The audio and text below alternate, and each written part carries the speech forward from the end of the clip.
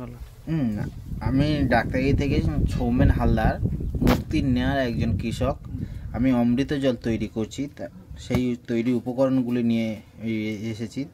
এই 1 কেজি গোবর, ঠিক আছে, 50 গ্রাম গুড়,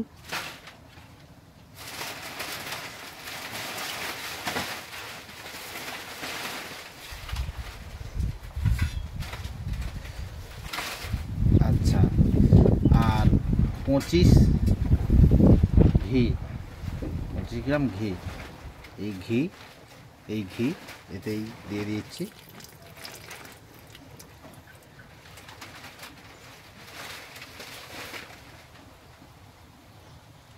দিয়ে এবার এর সাথে 18 লিটার জল দিতে হবে।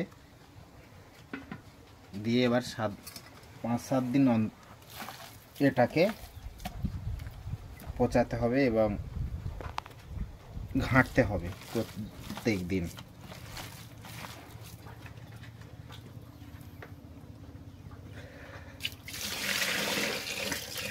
দিয়ে তার 7 দিনের মাথায় অমৃত জলটা তৈরি হয়ে যাবে।